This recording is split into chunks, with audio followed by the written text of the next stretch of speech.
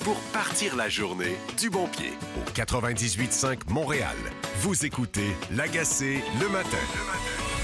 Arun Boisy a apporté des précisions qui étaient essentielles pour qu'on avance. Il est dorénavant clair, il n'y a pas d'ambiguïté, il n'y a pas d'hésitation. Est-ce que les excuses d'Arun Boisy qu'il a faites sur X sont suffisantes à vos yeux?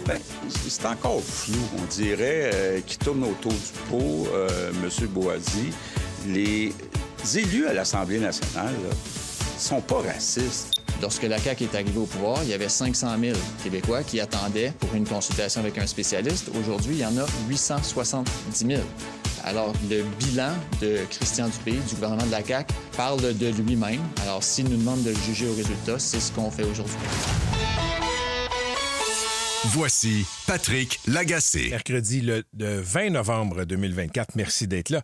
C'est l'heure du tour d'horizon de l'actualité. On commence avec une météo. Aujourd'hui, soleil et nuages maximum de 8. La nuit prochaine, partiellement nuageux, minimum de 5 degrés. Demain jeudi, pluie intermittente, des vents de 20 km/h avec des rafales à 40 km/h, maximum de 8. Aperçu pour vendredi, de la pluie, maximum de 7. Présentement à Montréal, il fait 4 degrés. Je commence le tour d'horizon avec d'abord un appel à tous. Si vous êtes prof à Montréal et vous êtes membre du syndicat qui est l'Alliance des professeurs de Montréal et que vous avez assisté hier à cette assemblée extraordinaire qui a été demandée par des membres syndiqués à l'exécutif, ces membres-là, ils sont 200, sont insatisfaits de la conduite du syndicat dans toute la saga de l'école Bedford. C'est vrai que la direction a probablement fait preuve de laxisme avec ses profs rétrogrades qui ont instauré un climat empoisonné à l'école Bedford de Côte-des-Neiges.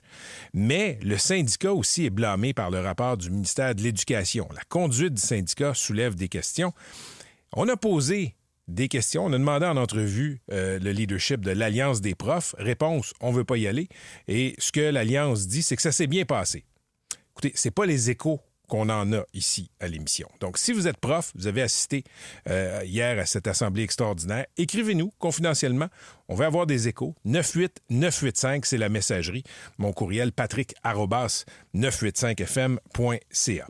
Je commence avec une nouvelle qui est à la une de la presse aujourd'hui, dans la foulée des surdiagnostics. On le sait, au Québec, c'est l'endroit au Canada où il y a le plus de diagnostics de troubles du déficit de l'attention et de l'hyperactivité. Et ceci existe. Je vous fais une confidence, je l'ai, ce trouble-là. J'ai été dépisté il y a quelques années, il y a 5-6 ans, je suis allé voir un neuropsychologue au privé, j'ai payé pour ça, et c'est plusieurs séances, c'est plusieurs tests. C'est un test qui est rigoureux et qui doit prendre du temps. Et ce qu'on apprend dans la presse aujourd'hui, là, sous la plume de Charles-Éric Blais-Poulain, c'est qu'il y a des plateformes québécoises de télémédecine qui offrent en 1 heure, pour des prix variant entre 300 et 1000 $, là, on fait un questionnaire, une consultation et on vous diagnostique. En fait, non, je dis un diagnostic, pardon. Les cliniques parlent d'une impression diagnostique. C'est de la bouillie pour les chats. Je pense que ça devrait être interdit. Tu peux pas diagnostiquer un trouble neuropsychologique de ce genre-là en 1 heure. Ça se fait avec un professionnel qui s'appelle un neuropsychologue. Il y a une formation là-dessus. Il connaît ces troubles-là d'apprentissage, les troubles du déficit de l'attention. Et je vous l'ai dit, quand c'est bien fait, ça va prendre quelques semaines, plusieurs tests, ça prend des heures, pas 1 heure. Donc, vous pouvez lire ça à la une de la presse aujourd'hui. Et je souligne une ironie. Et cette ironie, c'est que vous avez des médecins généralistes, des médecins de famille qui sont de bonne foi, qui sont formés, mais qui ne sont pas des experts du TDAH. Mais pourtant, ces médecins-là, on leur permet, et ils se permettent, de diagnostiquer en 1 heure un trouble qui est l'objet d'une expertise de gens qui s'appellent des neuropsychologues, qui font des doctorats pour être spécialistes là-dedans, qui, eux, peuvent pas. Ils peuvent diagnostiquer, mais ils peuvent pas prescrire. Fait que vous avez des médecins qui n'ont pas d'expertise, qui prescrivent, puis des experts qui ont des doctorats en neuropsy qui, eux, peuvent pas prescrire de médicaments. C'est complètement absurde. On va en parler avec un neuropsychologue un peu plus tard à l'émission. Parlons de santé maintenant. Santé Québec va prendre forme officiellement, prendre les rênes du réseau de la santé là, dès le 1er décembre. Il y a quelques nouvelles là-dessus dans l'actualité. Et on va commencer avec les critiques du Parti libéral du Québec. Il André Fortin, qui est député de Pontiac, là, vous l'avez entendu dans l'introduction du Tour d'horizon, qui dit que, bon, écoutez, le bilan du ministre de la Santé, M. Dubé, depuis son arrivée en poste, est mauvais parce que les listes d'attente s'allongent, alors que M. Dubé avait promis de les réduire. Donc, écoutez, moi, je trouve que M. Dubé est un bon ambassadeur de la santé au Québec. On jugera au résultat toutes ces réformes. Ça peut prendre quelques années quand même, il faut le dire. Mais est-ce que, depuis que la CAQ est là, est-ce que les choses se sont améliorées pour vous? Est-ce que vous avez plus de facilité à avoir un médecin de famille? Est-ce que vous avez, si vous avez besoin d'une chirurgie, est-ce que ça procède plus rapidement? Est-ce que, quand vous avez un pépin un samedi soir puis que vous devez vous rapporter à l'urgence, est-ce que vous passez rapidement? Je pense que les réponses à ces 3 paramètres sont non. Et est-ce que c'est la faute personnelle de M. Dubé? Moi, je pense qu'il y a des problèmes systémiques importants en santé qui dépassent un gouvernement, un ministre. Donc, on verra ce qui va arriver des réformes. Ça peut prendre du temps. Mais pour l'instant, force est de constater qu'on n'est pas mieux côté santé au Québec que quand les libéraux étaient au pouvoir et ça allait déjà pas bien avec les libéraux. Je veux revenir sur cette nouvelle qui est sortie hier concernant Santé Québec. On le sait, là, tous les employés du réseau de la santé vont devenir les employés d'un réseau unique, d'un employeur unique, Santé Québec. Avant, si vous étiez préposé aux bénéficiaires au 6 de Laval, bien, vous étiez un employé de cet employeur qui est le 6 de Laval. Aujourd'hui, que vous soyez au 6 de Laval ou au CIUS de la capitale nationale, vous avez un employeur et c'est Santé Québec. Pour 1300 personnes dans le réseau, ça veut dire choisir sa job.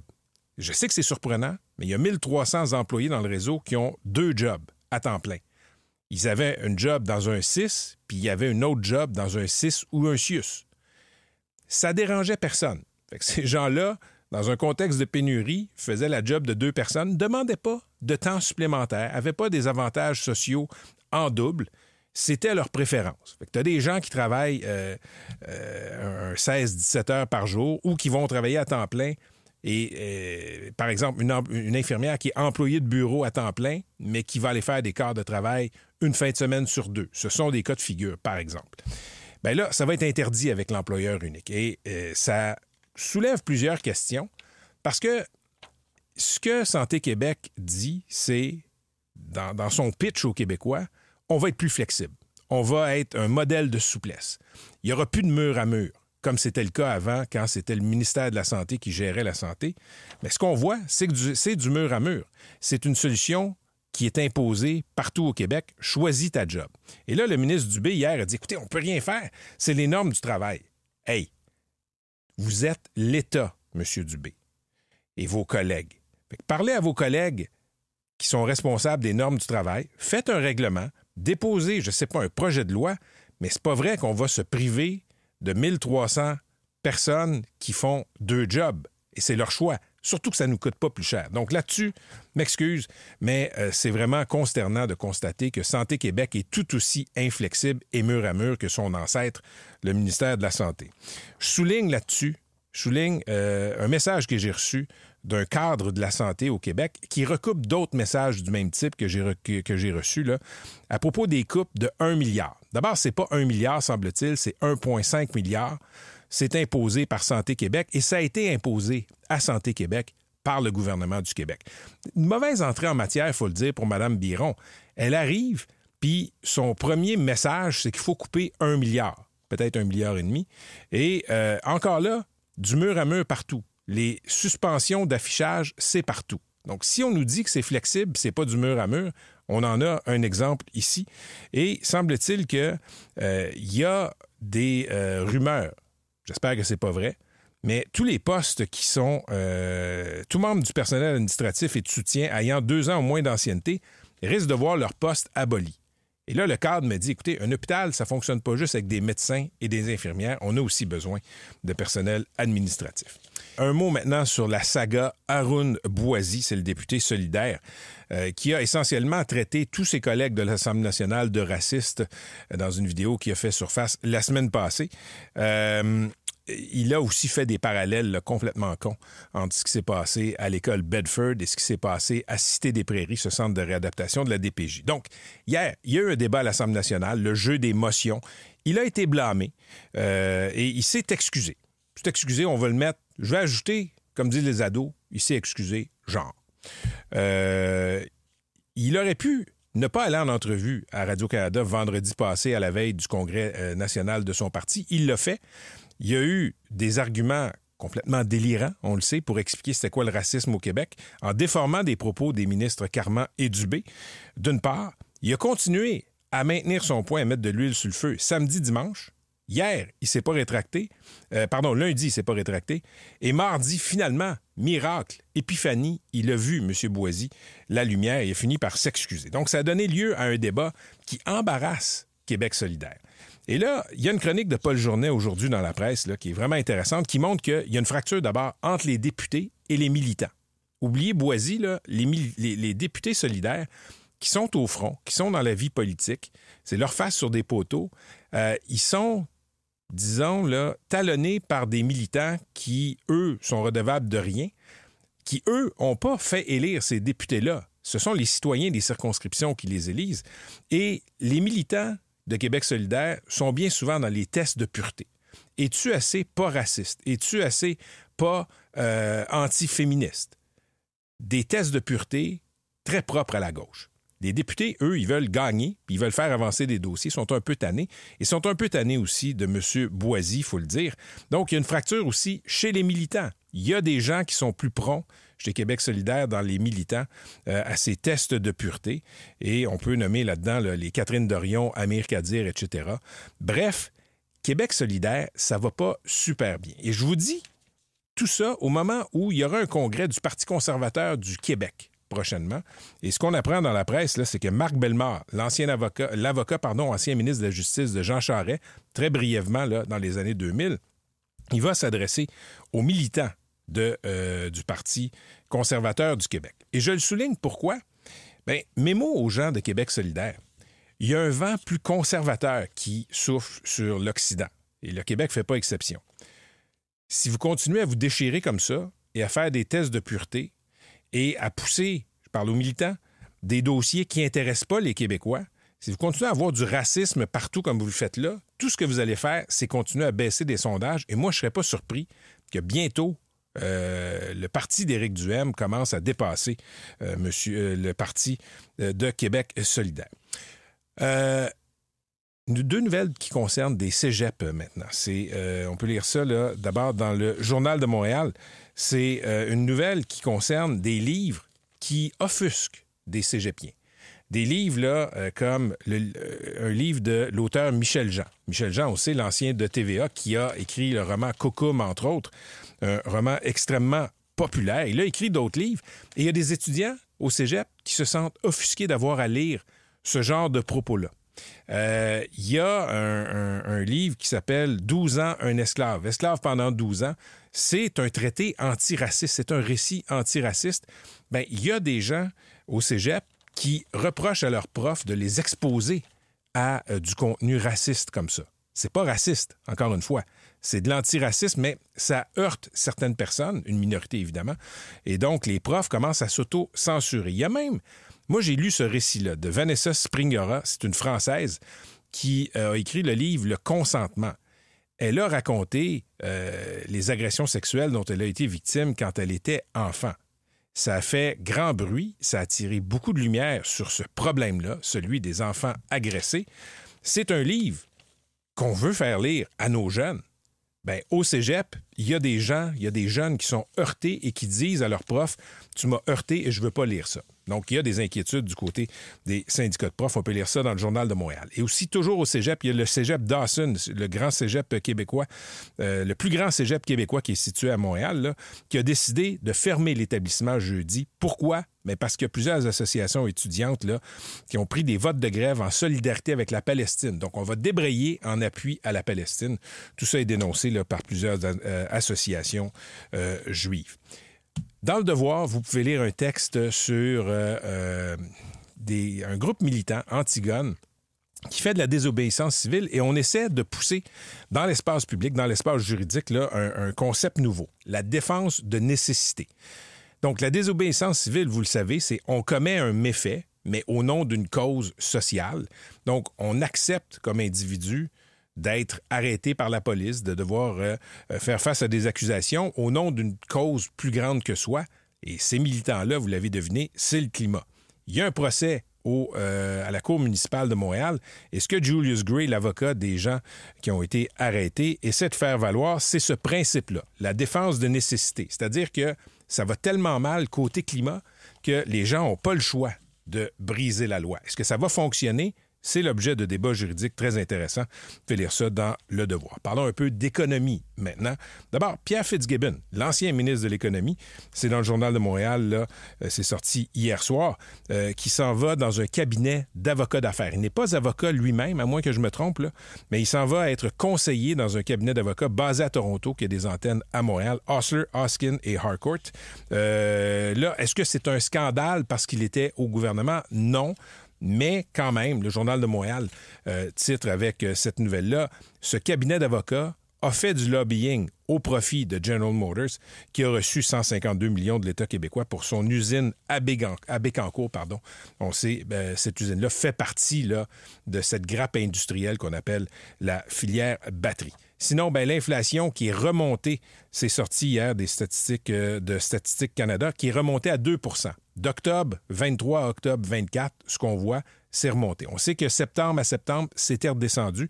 Est-ce que ça va avoir un effet sur les politiques de la Banque du Canada?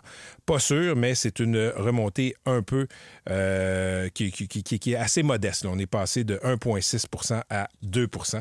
Et au Québec, semble-t-il que le taux d'inflation, lui, est plus bas que la moyenne canadienne, 1,3 en septembre à 1,6 en octobre. Toujours en économie, finance, il y a la saga de Vincent Goudzo, le grand patron des cinémas Goudzo. C'est rendu devant le tribunal. Hein? Il est vraiment... Les finances ne vont pas très bien au cinéma Goudzo, on le sait. Il doit 60 millions à la banque CIBC et à d'autres créanciers. Et là, quand il est interviewé, parce qu'il donne des entrevues aux journalistes et la presse a suivi ce dossier-là là, avec beaucoup d'assiduité, M. Goudzo dit toutes sortes de sottises. On va vous le résumer comme ça. Il doit 60 millions à tout le monde, mais c'est un peu... Ses excuses, c'est un peu l'équivalent de l'écolier qui dit « J'ai fait mon devoir, madame la maîtresse, madame la professeure, mais le chien a mangé mon devoir. » C'est de cet ordre-là. C'est toujours la faute de quelqu'un d'autre. Il y a toujours quelqu'un qui s'en vient pour le sauver, mais on ne sait pas c'est qui. Bref, c'est loufoque quand il donne des entrevues, M. Goudzo, aux journalistes. Sauf que là, il est au tribunal, il est sous serment. Et quand on lit le texte des journalistes de la presse, les sottises qu'il dit pour expliquer ses déboires et expliquer comment il pourrait peut-être potentiellement s'en tirer, disons qu'elles sont plus challengées en cours. Et il y a l'avocat, là, des créanciers qui lui dit, écoutez, Monsieur Goudzo ne respecte pas les règles élémentaires de preuve, il n'est pas capable d'appuyer ce qu'il dit et il est toujours dans le oui-dire quand il parle. Bref, il est dans le pétrin et ce sera intéressant de voir la suite. Sinon, dans le devoir, on apprend que le Canada est au 5e rang des paradis fiscaux. Le Canada, c'est un paradis fiscal. On l'oublie, on pense que c'est juste sous les tropiques, les paradis fiscaux, mais on est aussi un paradis fiscal qui est en montée de puissance, semble-t-il. On vole, entre guillemets, de l'argent à des juridictions qui devraient recevoir de l'impôt, mais des fortunes, des entreprises viennent s'établir ici, semble-t-il, parce que c'est plus avantageux. Sinon, il y a l'arrivée de Donald Trump là, qui bouleverse beaucoup les relations commerciales. On le sait qu'il est un amateur de tarifs, de barrières commerciales entre les pays. Et là, on a un accord commercial en Amérique du Nord. Canada, États-Unis, Mexique. Quand M. Trump a voulu renégocier tout ça dans son premier mandat, le Canada et le Mexique ont fait front commun. Sauf que là, ce qu'on peut lire dans le Globe and Mail aujourd'hui à la une, c'est que le Canada va se coller pas mal plus sur les préoccupations des États-Unis. On n'a pas vraiment l'intention d'être solidaire avec le Mexique, qui est venu comme une sorte de porte-arrière pour les Chinois pour venir s'établir au Mexique, faire des produits, contourner des barrières commerciales qui ont été érigées entre les États-Unis et la Chine. Ça choque beaucoup M. Trump. Donc, il n'y aura pas beaucoup de solidarité, semble-t-il, canado-mexicaine dans la prochaine ronde de négociations. Je vous laisse en parlant justement des États-Unis. Encore des nominations un peu loufoques. Un docteur télévisuel, Dr. Oz, là, qui a souvent eu des vues pseudo-scientifique à propos de la médecine, qui est nommé à un poste clé à la santé, devient responsable des régimes publics d'assurance maladie américaine. Il a eu une émission de télé à la télé américaine pendant 10 ans. Et aussi, autre nomination qui fait lever les sourcils, la secrétaire à l'éducation, donc la ministre de l'Éducation des États-Unis, est une ancienne patronne de la Ligue de lutte WWE. C'est le monde tel qu'il est présentement. Vous pouvez m'écrire 98985. Toujours bien informé. Au 98.5 Montréal. Voici Patrick Lagacé. La saga Arun Boisy, abolir Santé Québec, la souveraineté du Québec, autant de dossiers qui ont monopolisé l'attention de Paul Saint-Pierre Plamondon, le chef du Parti québécois ces derniers jours. Il est au bout du fil. Monsieur Saint-Pierre Plamondon, bonjour. Bonjour. Je vais commencer avec la saga Arun Boisy. D'abord, êtes-vous satisfait de ses excuses?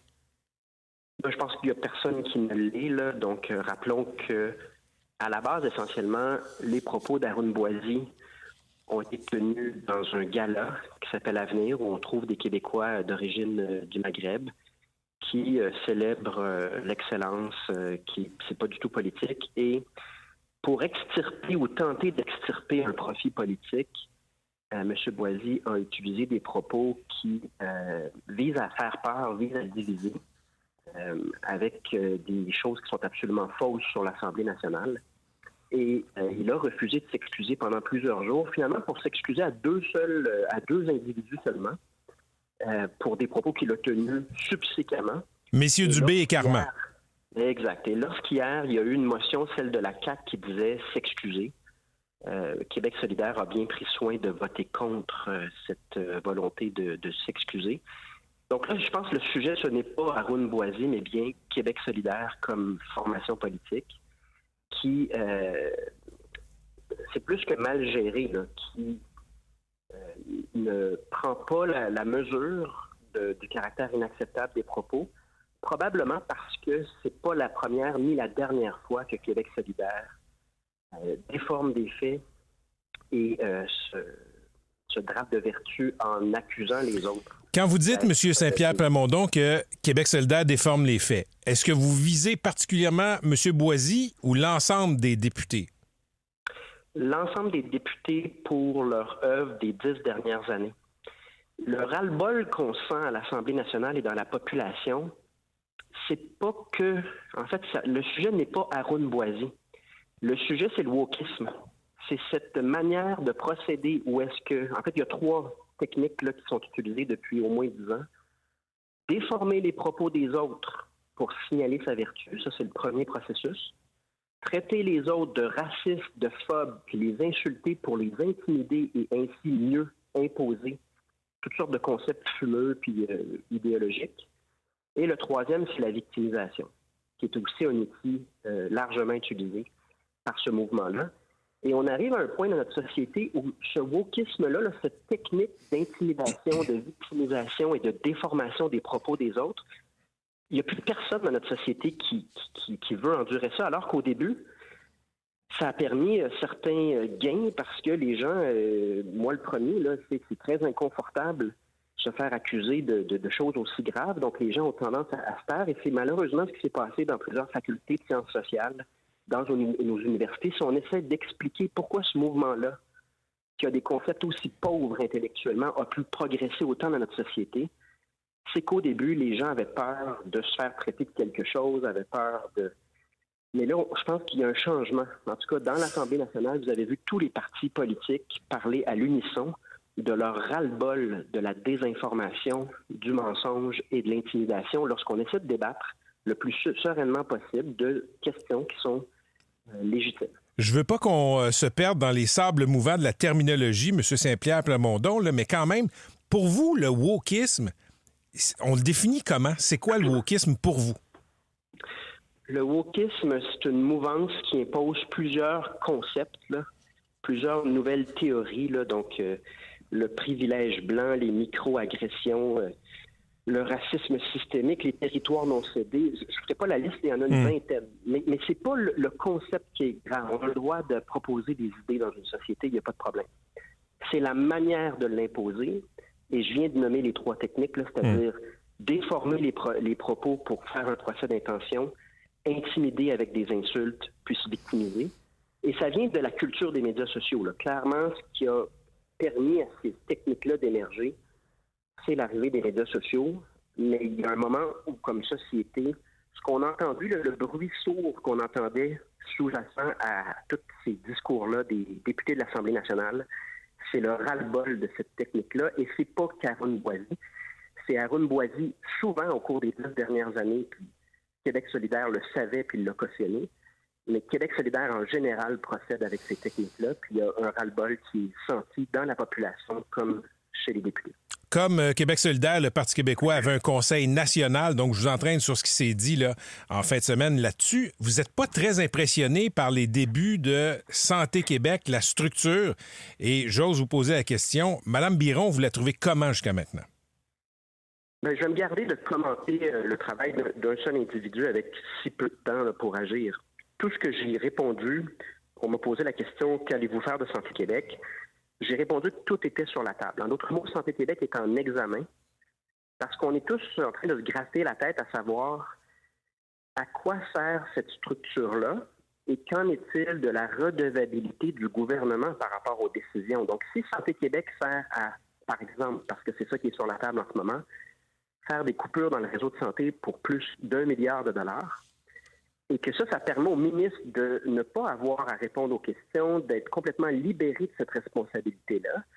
Si Santé Québec également dédouble certaines choses qui sont déjà faites en ce moment, bref, il y a des questions légitimes à se poser, puis plutôt que de poser un jugement tout de suite, nous, ce qu'on dit, c'est que toutes les options sont sur la table dans l'éventualité d'un gouvernement du Parti québécois. Donc, on observe justement ce travail-là en se posant la question: quel objectif est-ce qu'on sert réellement avec la création de Santé Québec? On aura probablement la réponse plus clairement dans 2 ans. Mais si je comprends bien, M. Saint-Pierre Plamondon, là, vous êtes à l'Assemblée nationale, vous êtes dans les débats parlementaires, vous n'êtes pas trop sûr de ce que ça va faire en marge de ce que faisait le ministère de la Santé. Oui, mais surtout, on a la crainte que ça permet au gouvernement de se laver les mains de la responsabilité par rapport au système de santé. Donc, imaginez là, que chaque ministère se crée une agence qui dédouble déjà les structures et ça permettait à chaque ministre de ne pas répondre aux questions en disant « c'est pas moi, c'est Santé Québec, c'est Transport Québec, c'est peu importe le nombre d'agences qu'on peut imaginer ». Donc, il y a une réflexion à avoir. Est-ce que cette agence-là apporte la valeur ajoutée? Ou est-ce qu'on est davantage dans un véhicule qui permet aux politiques de se protéger ou de faire les travaux les plus difficiles, les décisions les plus difficiles, de les faire passer par une autre structure de laquelle on n'est pas redevable? Dernier point, sur la souveraineté. Vous avez parlé de ça aussi. Vous avez d'excellents sondages. Il y a un léger qui vous plaçait encore une fois en tête des intentions de vote au Québec. Si vous êtes élu, est-ce que la popularité de la souveraineté qui plafonne autour de 37 % là, si j'ai bien vu, là, est-ce que ça vous influencerait pour prendre la décision de lancer un 3e référendum ou pas? Bien, notre position, elle ne change pas. Notre engagement, notre objectif, c'est de tenir une consultation populaire, donc de consulter la population avec un référendum sur ce sujet-là. On ne contrôle pas les sondages, on les a jamais contrôlés, puis on n'a jamais pris nos positions en fonction de ces sondages-là. Donc, nous, on continue notre travail. On se dit, ou en tout cas, on constate qu'il y a de l'écoute dans la population pour ce qu'on a à dire.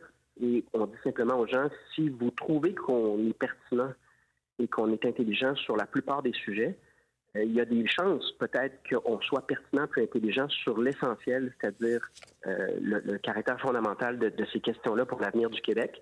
Donc, on demande de l'écoute, mais on ne demande rien d'autre, là, dans le sens où notre plateforme, elle est claire, nos engagements sont clairs, puis si les gens nous écoutent, fort probablement que les choses vont aller dans la bonne direction. Mais pour être clair, qu'importe la popularité de la souveraineté dans les sondages, vous vous lanceriez dans un 3e référendum. Ça, c'est clair, si les Québécois vous choisissent. Notre engagement ne change pas. On veut consulter les Québécois sur cette question-là.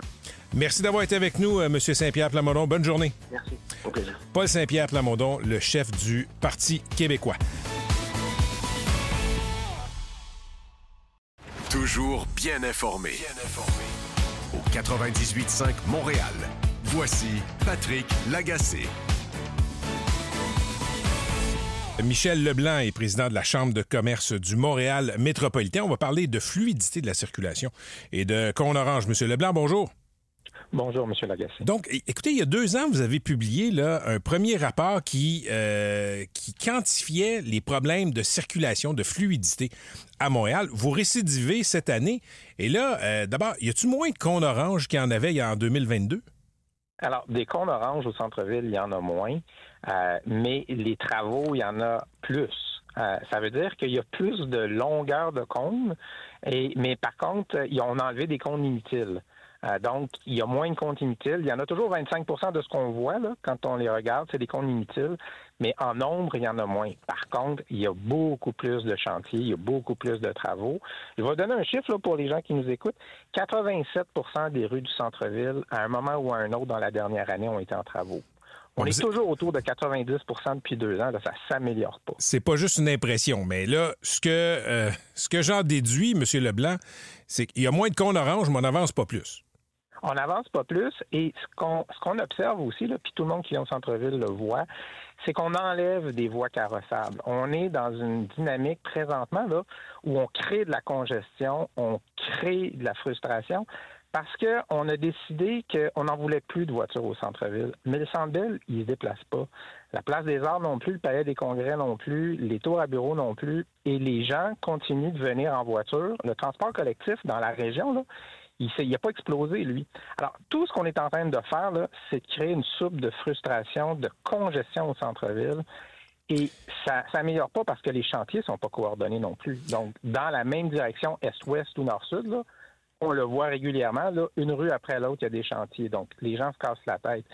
Tout ça, ça ne favorise pas le commerce au centre-ville, ça ne favorise pas l'envie de venir travailler au centre-ville, puis ça met en péril, à terme, l'effervescence du centre-ville.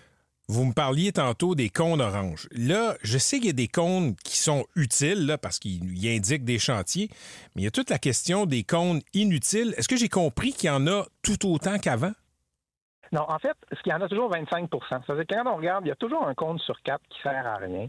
C'est pour ça qu'on avait, nous, identifié il y a 2 ans une mesure qui existe dans d'autres villes, et c'est simplement de faire comme quand on va à l'épicerie, là, mettre un code barre sur chaque cône orange. Alors, quand il y a des cônes oranges qui traînent, là, on prendrait un marqueur, on réaliserait que c'est telle compagnie qui les laisse traîner, qui les enlève pas, puis la compagnie aurait une amende. Ça prendrait probablement une saison, puis il n'y aurait plus un cône orange qui traîne. C'est pas compliqué. N'importe quelle entreprise privée capable d'identifier tous ses produits avec des codes barres, ça pourrait se faire tout simplement sur les cônes oranges. Ça nettoierait le paysage. Puis les cônes oranges sur des trottoirs, sur des pistes cyclables, dans la rue, ça crée des contournements, ça crée de l'incertitude, puis ça désensibilise la présence du cône orange. S'il y en a qui ont l'air à servir à rien, ça peut créer après une insensibilisation à des cônes oranges qui, eux autres, sont là pour des bonnes raisons. Je suis curieux, M. Leblanc. Votre méthodologie, c'est quoi pour déterminer si un cône est utile ou pas? Là, j'imagine que vous n'avez pas une armée de compteurs qui va compter chaque cône orange en ville? Bien là, je vais vous surprendre, on fait exactement ça. Ah oui? On est allé les compter sur place. Pour ce qui est des chantiers inutiles, on a aussi utilisé des drones. On regarde par en haut. Donc, non, souvent, nous, on fait des analyses à partir d'informations que les autres ont colligées. Là, on collige ces informations-là. On va chercher dans les chiffres de la ville le nombre de permis sur les rues. Je suis capable de vous dire que depuis maintenant 11 ans consécutifs, sur la rue Saint-Urbain, il y a eu un chantier. Quand les gens disent qu'il y en a tout le temps, là, une des artères principales venir au centre-ville, depuis 11 ans, la rue Saint-Urbain, il y a tout le temps un endroit et des fois, c'est plusieurs endroits où c'est bloqué. C'est là quand on dit la coordination, elle est déficiente. La Ville a mis en place un programme, une application là, qui s'appelle Agir. Elle a dit qu'elle ferait ça il y a 2 ans. Ça ne permet pas de coordonner. Les gens ne s'en servent pas.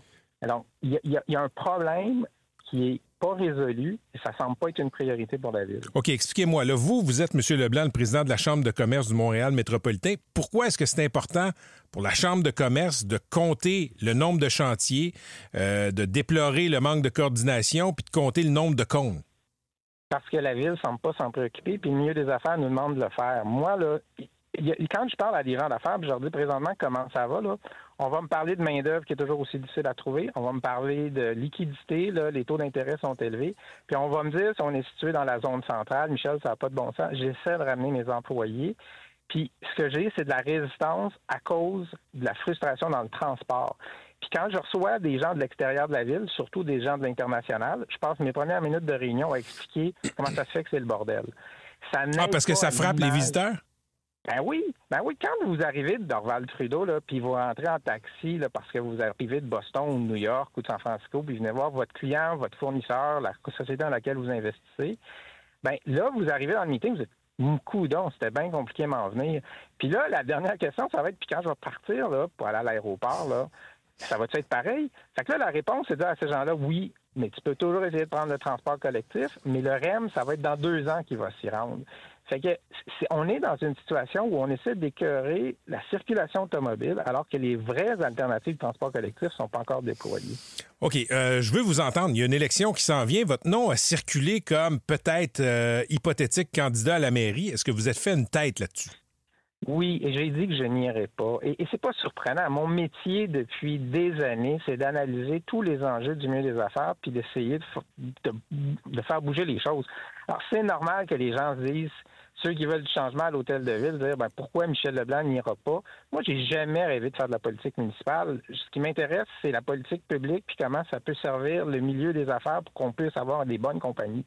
C'est ça mon métier. Donc, tantôt c'est Québec, tantôt c'est Ottawa. Mais y avez-vous pensé? Ah ben oui, j'ai pensé. Ben oui. Puis pourquoi vous avez décidé que non, je suis pas l'homme de la situation? Ben parce que être maire, c'est pas juste prendre des décisions d'ordre de politique publique. Être maire, c'est aller à la rencontre du citoyen dans tous les arrondissements, sur un paquet de facteurs. C'est pas ça que je sais faire dans la vie. Je pense que j'ai une bonne tête pour voir comment la ville pourrait se développer. Je pourrais appuyer un maire qui dirait, Michel, on a besoin d'aide, comment on peut mobiliser le secteur privé. Il y a un paquet de choses que je peux faire. Être maire, c'est un autre métier. Alors, évidemment, j'y pense parce que les frustrations, je les vis comme tout le monde. Mais j'imagine que vous, parfois, vous y avez peut-être pensé aussi. Jamais. Pas maire. Jamais. Je réponds à votre question, bien franchement. Mais est-ce que vous sollicitez des gens? Est-ce que vous faites des appels pour inciter des gens à se présenter? Bien, comme tout le monde, on se dit qui va y aller. Il y a des gens qui me consultent. Il y a des gens qui me disent, Michel, moi, peut-être que j'irai en politique locale. Qu'est-ce que tu en penses? Moi, je dis, on a besoin de tout le monde. Et on a besoin de gens qui veulent trouver des points d'équilibre. Je pense qu'à l'Hôtel de Ville, présentement, on ne cherche pas les points d'équilibre, on est plus dogmatique. On a des positions campées. Puis les gens sur le terrain, là, quand ils sont pas contents, on ne semble pas les écouter. Regardez, il y a un sondage qui sort sur la rue Saint-Hubert. Les commerçants ont dit, nous autres, la piste cyclable, la voie piétonnière, la rue piétonnisée, on voulait tester ça, on l'a testé, on n'aime pas ça. La Ville répond, on n'est pas sûr qu'on va vous écouter. C'est ça, présentement, qui semble être la dynamique. Il y a une frustration et la Ville ne semble pas écouter cette frustration, entre autres dans le milieu des affaires. Merci d'avoir été avec nous, M. Leblanc. Bonne journée. Merci. Bonne journée. Michel Leblanc est président de la Chambre de commerce du Montréal métropolitain. Il m'a enlevé les mots parce que j'allais justement vous parler de cette chronique de Maxime Bergeron dans la presse. Gros nom à la piétonisation. On parle justement de la piétonisation de la rue Saint-Hubert. Les citoyens, semble-t-il, sont contents. Les commerçants de la plaza, eux, ne sont pas contents. C'est un gros non à la piétonisation.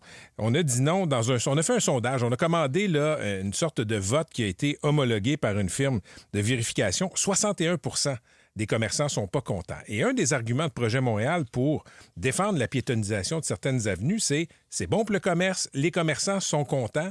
Dans ce cas-là, la réponse, c'est non, on n'en veut plus. Est-ce que ça va changer la perception de l'administration Projet Montréal dans Rosemont-la-Petite-Patrie? Bien, le maire François Limoges a déjà dit « écoutez, les gens aiment ça, donc on n'est pas sûr. » Il y a quand même un test, là, parce que tu peux pas invoquer que c'est bon pour le commerce, c'est bon pour les commerçants aiment ça, si les commerçants disent « je n'aime pas ça ». Donc, à lire dans la presse, bonne chronique de Maxime Bergeron, et aussi ces jours de budget à la Ville de Montréal, statistique intéressante que j'ai vue dans la presse, là, les effectifs de la Ville de Montréal qui ont augmenté, mais c'est les cadres qui ont augmenté. Beaucoup de patrons qui ont été embauchés depuis 2018, entre 2018 et 2023. 36 % plus de patrons sur 6 ans. Nombre de cols bleus, 1,5 %. Demandez-vous pas pourquoi la Ville a l'air d'un dépotoir de temps en temps. Parlons maintenant, et je sais que ça vous touche beaucoup, là, de déficit d'attention, ce qu'on appelle les TDAH. Vous avez des enfants, quand ils commencent à aller à l'école, il y a des chances que les profs disent, écoutez, votre enfant a peut-être un déficit d'attention, il est peut-être hyperactif.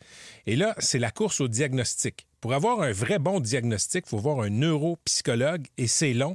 Au public, c'est pas facile. Au privé, c'est cher. Donc, il y a des gens qui se résoudent à aller voir des médecins généralistes, des médecins de famille. Et souvent, moi je le déplore, je l'ai déjà déploré à cette antenne, il y a des diagnostics qui se font sur le coin de la table. Là, ça se fait sur le coin de la table virtuelle. Si je me fie à un texte de la presse aujourd'hui qui a fait enquête, il y a des plateformes numériques de télémédecine qui, pour 300 $, 600 $, 1000 $, vont diagnostiquer à vous ou à quelqu'un près de vous là, un TDAH en moins de 60 minutes. C'est complètement fou. On en parle immédiatement avec Louis de Beaumont. Il est neuropsychologue clinicien, chercheur aussi au Centre de recherche du CIUS du nord de l'île de Montréal. Bonjour, Louis de Beaumont. Bonjour, M. Lagacé. D'abord, là, un diagnostic de TDAH ou de trouble d'apprentissage, selon les règles de l'art, ça devrait se faire comment et ça devrait prendre combien de temps?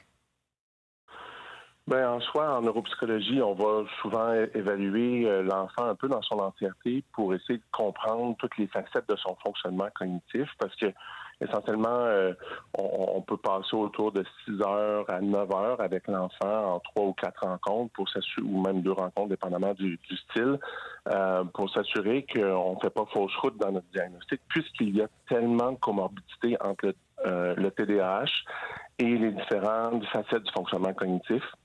Par exemple, on sait dans la littérature qu'à peu près 50% des enfants qui ont un TDAH, qui ont un autre trouble associé, que ce soit de l'anxiété, que ce soit un trouble d'apprentissage. Mais ce que je connais des évaluations neuropsychologiques, là, c'est que ça prend plusieurs séances. Ce sont des tests. Les séances vont durer 1 heure, 1 heure et demie, selon la tête du client, là, du patient. Là. Ça ne devrait pas se faire en 60 minutes à distance, non? Mais le risque est vraiment assez grand qu'on procède à un diagnostic qui puisse être davantage quelque chose d'autre.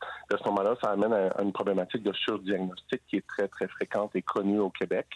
Par exemple, un enfant qui a beaucoup d'anxiété peut être très agité puis peut ressembler à un TDAH. Mais si on va très rapidement, on peut faire un faux diagnostic, par exemple, de TDAH puisqu'il est agité. Puis on va lui donner un médicament qui est un psychostimulant qui va venir augmenter l'anxiété et, à ce moment-là, accentuer le problème en tant que tel. Donc, la façon que les neuropsychologues vont évaluer vraiment ces enfants-là, ça va être de prendre le temps de s'assurer quelles sont les comorbidités puis quel est le meilleur plan de traitement qu'on puisse élaborer en concertation avec les médecins. Est-ce que le Québec, on est champion canadien du diagnostic et donc probablement du surdiagnostic de TDAH? Absolument. Les données sont absolument claires en ce sens-là. On fait presque 3 fois plus de diagnostics de TDAH. On prescrit surtout presque 3 fois plus de psychostimulants pour traiter le TDAH que le reste des provinces canadiennes. Est-ce qu'il y a plus d'accès ailleurs au Canada à des neuropsychologues comme vous, Louis de Beaumont? Oui, certainement. Il y a beaucoup plus, notamment en Ontario, avec qui on se compare souvent au public. Donc, les gens ont un accès un peu plus facile, puisqu'effectivement, la procédure est longue. Au privé, c'est très dispendieux.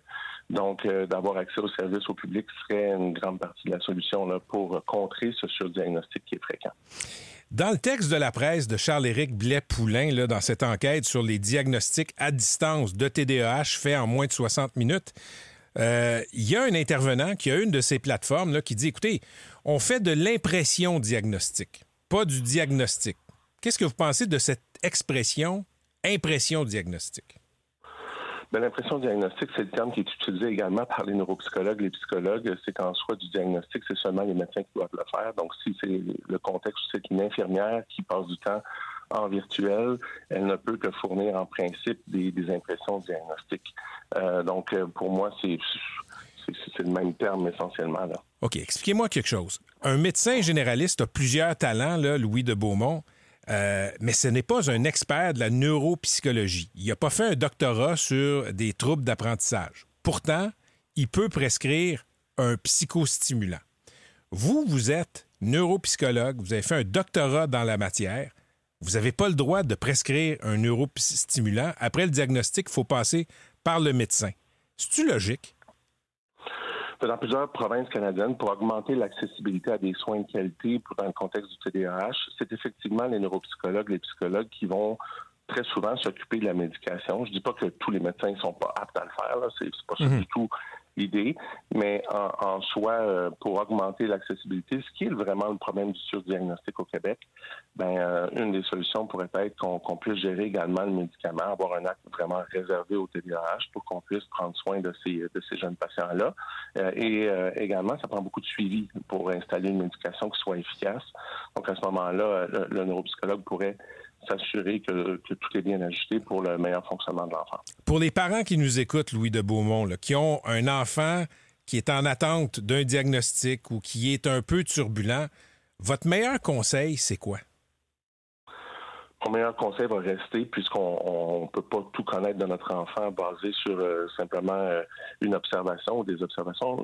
Notre conseil principal, c'est de se mettre sur des listes d'attente pour faire une évaluation en neuropsy. Et c'est pas du corporatisme, c'est simplement une façon de réduire les risques de surdiagnostic. Puisqu'on sait que c'est pas banal de donner un psychostimulant. On sait que ça peut exacerber des problèmes en présence, déjà présents chez l'enfant. Donc, il vaut mieux agir un peu de prudence puis être un peu plus conservateur lorsqu'on émet des diagnostics à des enfants très, très jeunes. Merci d'avoir été avec nous pour ce décryptage. Je vous souhaite une excellente journée, Louis de Beaumont. Merci beaucoup. Monsieur de Beaumont est neuropsychologue clinicien et j'ai reçu un texto d'un auditeur qui est médecin. Je vous le relate, là. C'est tellement vrai pour ce qui est du TDAH. J'ai envoyé un patient voir un neuropsychologue pour une évaluation pour trouble de déficit d'attention. C'est un adulte.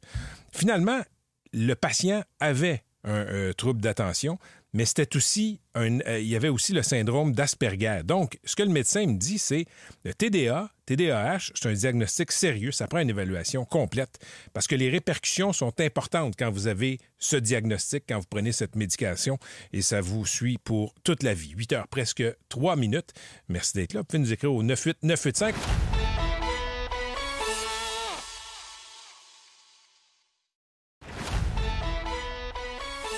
Voici Patrick Lagacé. On va parler de consommation. Ça coûte cher des téléphones cellulaires, ça coûte cher des ordinateurs. Notre ami François Charon, qui est chroniqueur techno et parrain aussi de l'OBNL Incertec, est avec nous. Il y a peut-être des solutions pour nous. Salut François. Allô. Tu veux nous parler de Incertec qui forme des jeunes sans emploi à réparer des ordinateurs, des téléphones cellulaires. Il y a une vente ce samedi. Oui, absolument. C'est une année charnière parce que si vous avez un ordinateur Windows 10, je vous annonce qu'en septembre, vous ne pourrez plus le mettre à jour. Donc, c'est des centaines de milliers de personnes qui ont besoin cette année de changer leur ordinateur. Et là, tu regardes la marmaille. Maintenant, c'est un ordinateur par tête de pipe dans une maison. Là. C'est plus partagé, ces affaires-là. Non, papa, maman, enfant 1, enfant 2, tu te dis, Colin de Bin, je peux pas mettre 1000$. Parce que si tu te fies au beau-frère qui aime ça, les machines, lui, il te dit, prends telle affaire, telle carte graphique. Là. C'est une machine à 1000$. On peut pas, on n'a pas ces sous-là. Et merci à la folie de la productivité dans les entreprises, les compagnies maintenant là, sont sur des programmes de remplacement d'ordinateurs aux 24 mois. Parce que ça coûte moins. On n'a plus de techniciens informatiques dans les compagnies. Ça coûte moins cher d'acheter une nouvelle machine que de la faire mettre à jour par les techniciens. Exactement. Donc, ça. La beauté, c'est que ces entreprises-là qui ont une conscience sociale donnent les ordinateurs quasiment neufs. Ils ont servi que 2 ans. Et comprend que les ordinateurs qu'on a dans les entreprises, c'est pas le même grade que ce que toi et moi, on achète dans les magasins qu'on connaît. Ils sont plus résistants. Ça s'appelle les grandes entreprises. Pour la simple et bonne raison, c'est qu'un employé, ça fait pas attention au matériel. Ça maltraite. C'est pas lui. Ben non, ça ouvre. Ça rouvre l'ordinateur. Ça tape plus fort sur le clavier. Ça échappe le laptop à terre. Donc, c'est des ordinateurs de meilleure qualité qui sont remis à l'OBNL, donc Incertec, comme tu disais. Et eux, leur job, c'est de reconditionner les machines en faisant 2 choses extraordinaires. Un, ils sauvent littéralement des vies, puis ils sauvent des ordinateurs. Tu l'as dit. Attends, comment on sauve des vies, là? Ben écoute, on prend des jeunes, tu parles souvent dans ton émission du t'en parlais, la situation des gars. La situation du système scolaire qui rate grosso modo, si on ne s'estime pas d'un chiffre, une personne sur 2. Fait, attends, là, ce que tu me dis, c'est que la lettre du professeur de psychiatrie dont je parlais sur la santé mentale des hommes, il y a un lien avec... Bien, il y a un lien à ça. Moi, je suis intéressé. Moi, avant tout, avant d'aimer la techno, j'aime les humains. Et quand un humain n'arrive pas à se faire une place en société, moi, ça me révolte. C'est pour ça que je suis parrain depuis une vingtaine d'années d'Incertec. Incertec pogne des jeunes de 18-35 ans qui n'ont pas de secondaire 5, qui cherchent une place en société, ils n'arrivent pas à se trouver un job. Et là, nous, on les attire en disant « Hey, t'aimes ça l'informatique? Viens-t'en chez nous pendant 6 mois. » La lettre du Dr Whitley, justement, on faisait un lien entre le fait que t'arrives pas à trouver ta place dans la société, t'as pas de diplôme, et ça a un impact sur ton estime de soi. Ben oui. Et là, on prend ces jeunes-là, OK? On les forme depuis 20 ans. Depuis 1998, il y a plus quasiment 2000 jeunes qui sont passés par Incertec avec un taux de réussite de 85 %. Les jeunes sortent de là craqués, les yeux pétillants. Ils rêvent de payer de l'impôt. C'est pas une joke, là. On chiale qu'on paye de l'impôt, ils rêvent d'en payer. Là. Oui, clairement, ils veulent une job où ils retournent aller chercher un diplôme. Et eux, leur job, c'est de pimper des ordinateurs qui sont remis en marché 12 mois par année, pas cher, pour que monsieur, madame, tout le monde, on puisse avoir accès à... Tu sais, tu peux plus vivre sans ordinateur maintenant. Donc, eux, quand je dis c'est génial, on sauve des vies parce qu'on donne une vraie première chance à quelqu'un. Puis après, il est parti en fou, là. Hey, des techniciens informatiques, je t'annonce que ça gagne un bon salaire puis c'est recherché, là. Bien sûr. Et après ça, on peut se présenter chez Incertec, nous, le vrai monde, et s'acheter des ordinateurs pour hyper pas cher. Où, quand, comment? Ce samedi, 23 novembre, on connaît les Shoppingus, là, à côté de l'ancien Dobla, sont sur la rue Molson. Incertec, c'est la grande liquidation, ça commence à 9 h. Vous allez avoir 2 types d'ordinateurs, des ordinateurs Windows 11. J'ai ça dans mes mains, là. Ça, c'est un ordinateur de bureau mini. Ça fait 6 pouces par 6 pouces par 1 pouce et demi. Tu peux le cacher derrière ta TV puis transformer vraiment ta TV. Je pensais même pas que c'était un ordinateur. C'est un ordinateur familial. Tu vas faire les devoirs avec ça, télétravail. Ça a l'air des modems de l'ancien temps. Oui, c'est hyper mignon. 175$, pas de taxe parce que c'est un OBNL. Wow. Garanti. Et j'ai mon laptop personnel. C'est avec lui que je travaille. OK. Mes employés, tu pratiques vraiment ce que tu prêches. Mes employés travaillent avec ça. Ça, c'est 225$, cet ordinateur portable-là, ce samedi. Puis ça fait un job. Windows 11, là. Et si vous êtes un peu bisouneux, on va avoir des ordinateurs qui ne sont pas compatibles Windows 10, mais que vous allez pouvoir transformer en Chromebook en 2-3 petites affaires. 50$ une tour, 75$ un laptop. Il faut arriver avant 9 h. Il va y avoir une ligne folle de gens.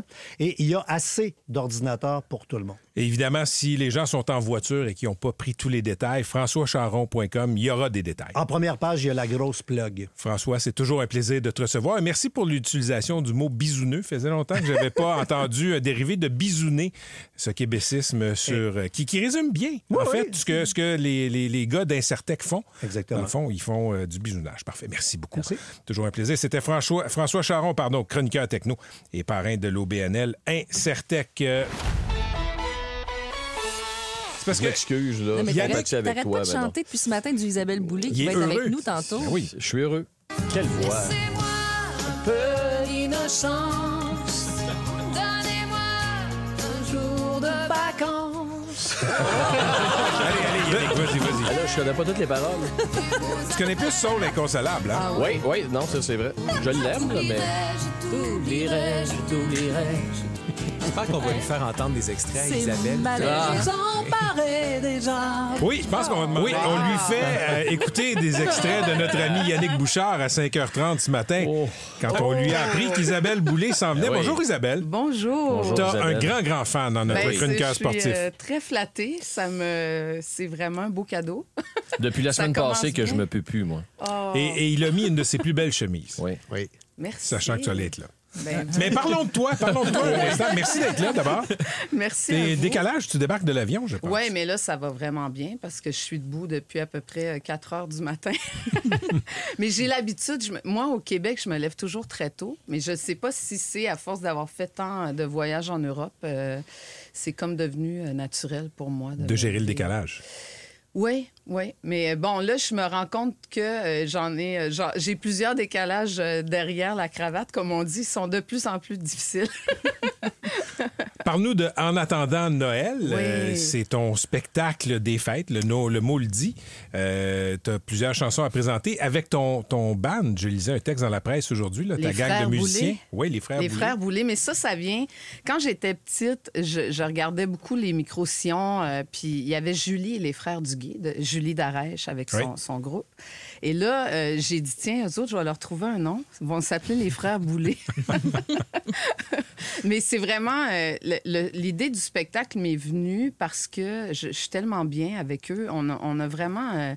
j'ai toujours eu des musiciens d'exception. J'ai toujours été accompagnée par des as dans ma vie. Là. Mais là, il y a comme un truc un peu particulier avec eux. Puis là, ma tournée d'Amérique et de France se terminait. Puis là, c'était au début de l'été. Je regardais l'horaire. Puis là, je disais, ben voyons, on va faire juste encore 4-5 spectacles de cette tournée-là à l'automne. Et là, je les ai regardés. J'ai dit, ça vous tenterait-tu qu'on continue? J'ai dit qu'on fasse un nouveau spectacle. Et là, je dis, on va faire un spectacle de Noël.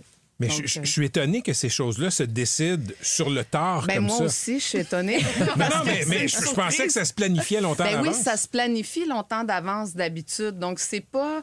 J'avais pas prémédité ça. Et en fait, il aurait fallu que je me décide il y a 2 ans. Donc là, Nicolas, qui boucle les spectacles à la Tribu, c'est lui qui a fait un tour de force. Il a réussi à trouver 9 dates entre le 22 novembre et le 22 décembre. Mais t'es une amoureuse de Noël depuis toujours avec l'album que tu as lancé aussi. Surtout l'avant Noël. Ah oui, c'est le comme préparatif. Ça vient de... Encore une fois, c'est Isabelle Boulay de Sainte-Félicité qui va monter sur scène parce que il y avait la directrice de notre école qui était Sœur Marianne, qui rassemblait tous les élèves de l'école primaire et secondaire. Puis là, elle nous faisait le calendrier de l'Avent, puis tout le rituel avec les lectures, les bougies sur la couronne. Puis là, je commençais... Moi, ça commençait déjà à me faire rêver. Puis j'avais comme l'impression... l'image que j'ai, que mon cœur d'enfant, c'était un petit ballon. Puis à chaque semaine, quand elle venait, le cœur, il était de plus en plus gonflé. Puis j'ai tout le temps aimé tout ce qui était les préparatifs. Puis, tu sais, ça nous mettait dans une autre ambiance. Ça nous donnait le droit d'être dans un autre temps. C'est comme si...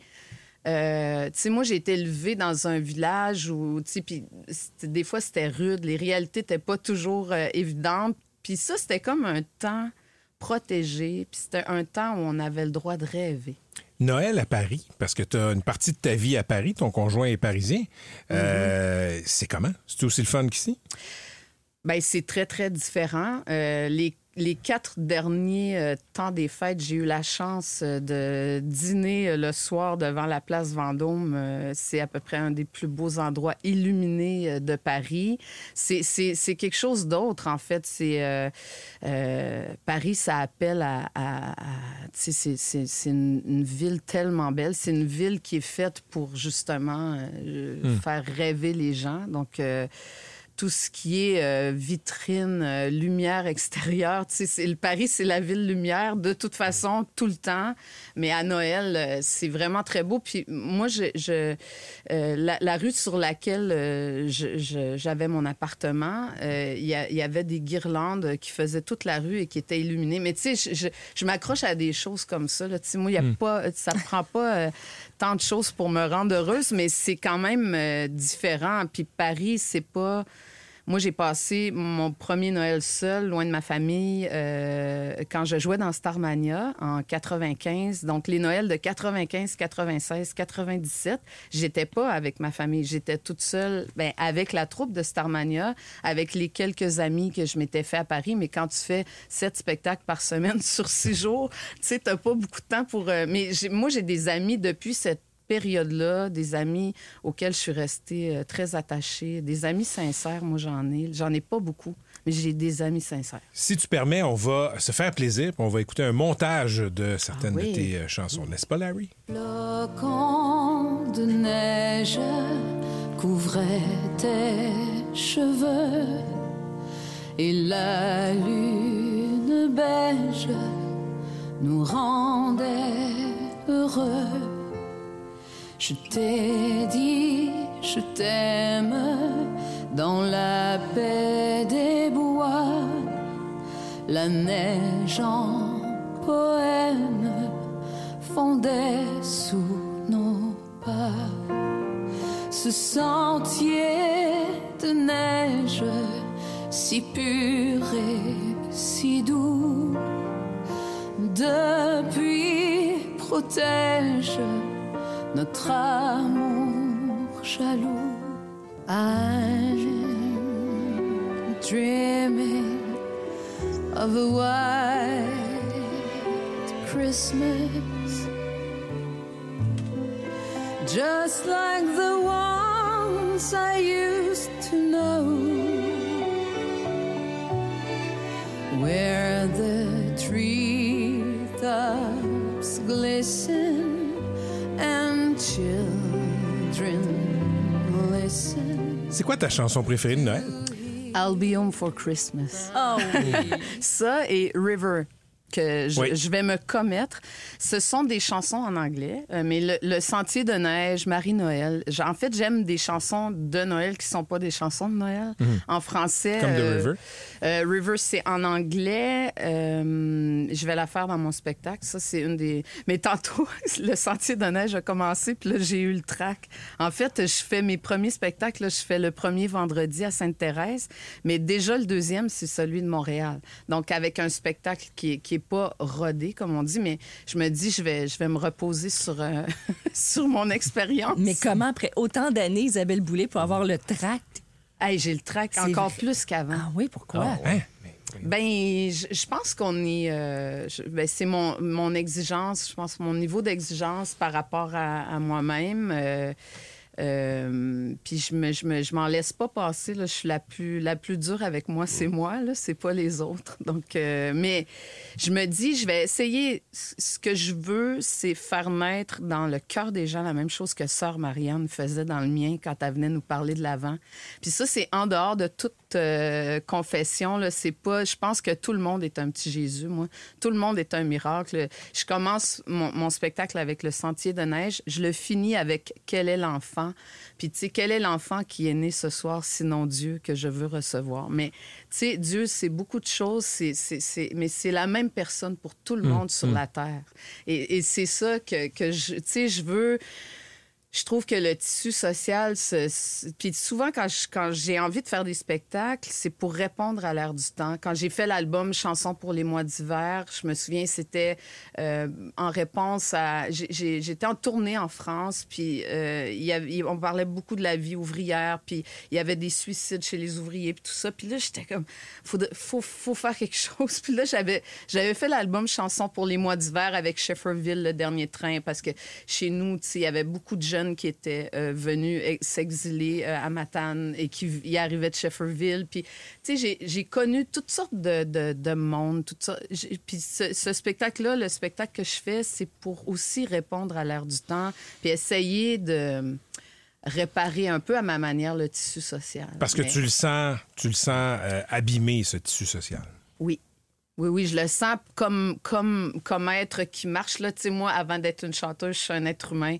Je me promène dans la rue, je prends le métro, je vis dans un quartier où il y a, tu sais, et puis je vis aussi une partie du temps en France, et je trouve qu'on s'éloigne les uns des autres, et je trouve ça plate qu'on s'éloigne autant les uns des autres, puis qu'on soit toujours dans le conflictuel, puis dans la peur. Je trouve ça dur. Est-ce que le tissu est aussi abîmé au Québec qu'en France? Bien, c'est-à-dire, c'est des mouvances. En fait, je pense que quelque part, là-bas, tu sais, la population est vraiment beaucoup plus grande. Mais ici, je commence à sentir, tu sais, juste au niveau de l'itinérance, tu sais, il y en a toujours eu. La maladie mentale aussi. Moi, je prends le métro. Puis moi, je suis une espèce d'aimant. Je sais pas, ils viennent tous me voir, là, les gens qui ont des... Puis je suis capable d'agir vis-à-vis... Tu sais, quand tu grandis dans un bar, puis, tu sais, bon, je suis très, très sensible à ça. J'ai pas peur de ça, mais ça peut être... Ça commence à m'inquiéter. Moi, je n'ai pas peur, mais je commence à m'inquiéter. Donc, puis des fois, je me dis, ben c'est juste une main tendue, un regard, calmer quelqu'un. Juste essayer de calmer quelqu'un, puis d'essayer de leur faire... Tu sais, comme... En tout cas... Mais je pense que c'est ça. J'ai observé un certain nombre de choses. D'ailleurs, dans le spectacle, je fais une très belle chanson de Michel Rivard qui s'appelle « La rue sans chagrin », qui raconte l'histoire de 2 jeunes itinérants. Puis, tu sais, dans l'itinérance, il y a aussi des groupes parce qu'ils se forment des coalitions. Ils ont besoin d'être là les uns pour les autres. Ça, je trouve ça beau aussi. Il n'y a pas juste... tu sais, je pense qu'on a beaucoup de choses à apprendre aussi de tout ça. Mais le temps des fêtes, c'est aussi ça, aussi, c'est penser aux autres, c'est penser à c'est ceux se qui sont tourner vers moins nantis. l'autre. Ouais. Puis, C'est mettre les chicanes de côté aussi. ça, c'est un gros enjeu. Des fois, on est obligé de faire le deuil. Tu sais, il y a des gens qu'on aime, puis ça aussi, ça fait partie de mes préoccupations. Là. Mais ça, je pense que c'est dans toutes les familles, dans tous les cercles d'amitié. Puis quand, tu sais, c'est ça, la fragilité des êtres, c'est quelque chose de complexe. Puis voilà, mais ça, on pourrait en parler. Faudrait que je fasse une émission spéciale pour parler de ça, mais ça m'intéresse. On va te réinviter. Écoute, le spectacle Isabelle Boulay s'intitule « En attendant Noël ». Les dates sont sur ton site isabelleboulay.com, mais Sainte-Thérèse, Montréal, c'est sur le radar, là, je le souligne. Yannick, tu vas faire des malheureux, par exemple. Il y a juste 9 dates. Oui, mais il va exister, puis on va pouvoir le refaire. Ah, c'est bien bon. sûr. On va demander des supplémentaires. Vas-y, Fred. Même le Grinch de Noël que je suis est convaincu. C'est vrai. Chercher une émotion, là. Il y a quelque chose qui se passe. Tu sais, je retrouve dans le propos d'Isabelle, puis comme dans ses chansons d'ailleurs, il y a une chaleur. C'est apaisant de t'écouter chanter, mais c'est aussi apaisant de t'écouter parler. On voit que ton côté humain est très développé, puis ça fait du bien. Puis dans cette période où justement le tissu social et tous ces troubles, tu fais du bien, Isabelle. Bien, il faut se rendre hospitalier le plus possible avec les capacités qu'on a, là, parce que c'est difficile, mais moi, j'ai vu mes parents à l'œuvre, puis j'ai grandi là-dedans. Fait que j'ai comme ça naturel. J'ai pas de mérite à ça, mais c'est ce que je vais faire. Je convie les gens dans... Tu sais, je vais parler de mes Noëls, mais dans tous mes Noëls, il y en a un pour chaque personne, je suis convaincue. Et on va l'appeler sœur Isabelle Boulay. Oui. J'aimais trop les garçons, mais j'y ai pensé. Isabelle, tu nous as dit que tu finis ton spectacle avec cette chanson. On va finir l'entrevue de la même façon, en écoutant Isabelle Boulay. Quel est l'enfant? Merci beaucoup d'être venu nous voir. Merci à vous. Merci. Merci. Quel est l'enfant qui est né ce soir que les pauvres ont voulu recevoir? Il suffit d'un enfant ce soir pour unir le ciel et la terre.